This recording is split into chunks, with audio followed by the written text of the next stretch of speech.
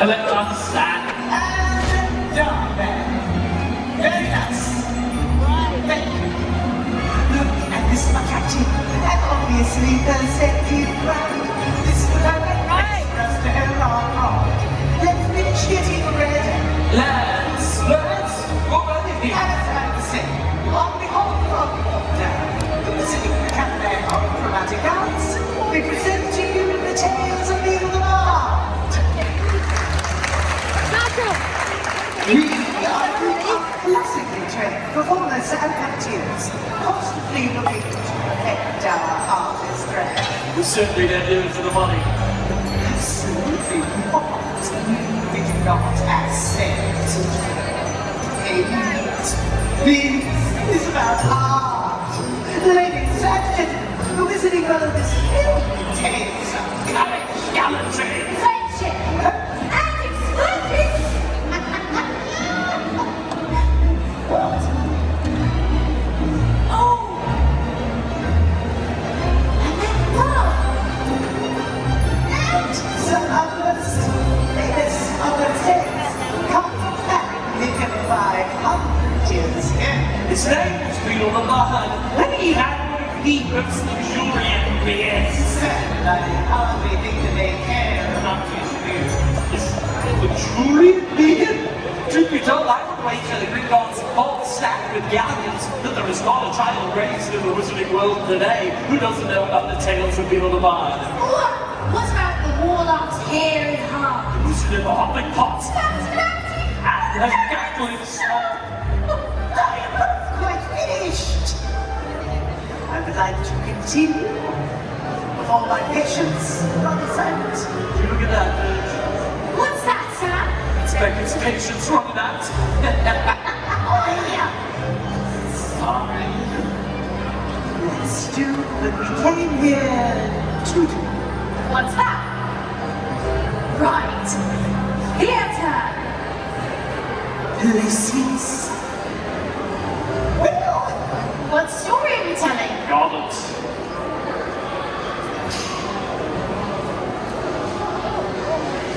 ladies and gentlemen, this tale is undoubtedly one with which you may be familiar. It concerns the fortunes of three brothers. Wait! What is it now? Can I play one of the brothers? I never get to do it. I'm always, you know. You can be the second brother, but be careful. Always careful. My fellow witches and wizards. Everyone ready? We now present to you the tale of the three brothers. There were once three brothers who were traveling along a lonely, winding road at twilight. In time, the brothers reached a river too treacherous to pass, but being learned in magical arts, they simply waved their wands and made a bridge. Before they could cross, however, they found their path blocked by a hooded figure.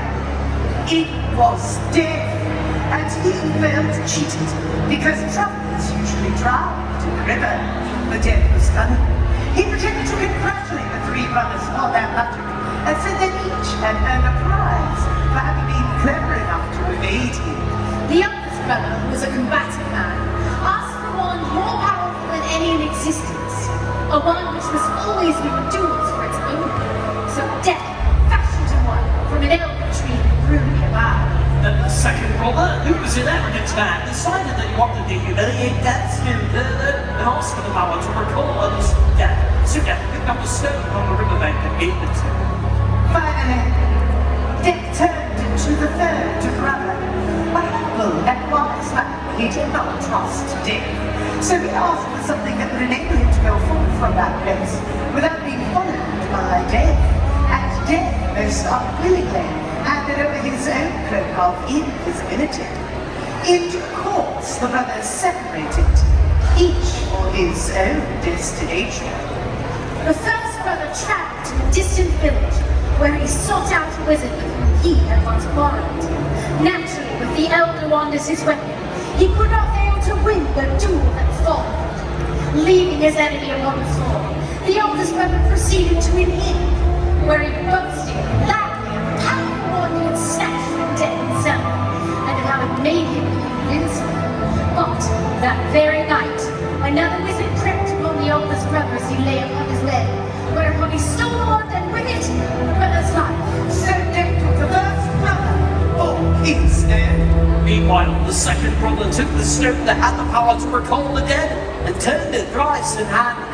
To his amazement and his delight, the figure of the girl he had once hoped to marry before her untimely death appeared at once before him. Yet soon she turned sad and cold, for she did not belong in the mortal world. Driven mad with hopeless longing, the second brother took his own life, so as truly to join her. And so death took the second brother for his death. As for the third brother, death searched for many years, but he was never able to find him. It was only when he had attained great age that the youngest brother shed the thread of invisibility and gave it to his son.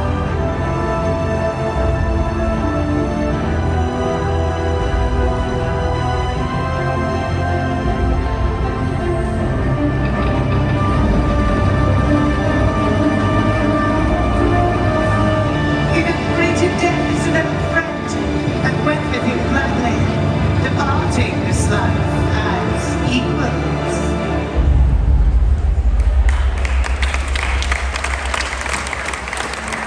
Ladies and gentlemen, the Wizarding World is filled with tales of courage, gallantry, Friendship! and love. Rather darling. And now, I'd like to perform a short monologue. That's wonderful, darling. But perhaps we should reserve your theatrical stylings for our next show. We must be off. Until next time. Thank you, everyone.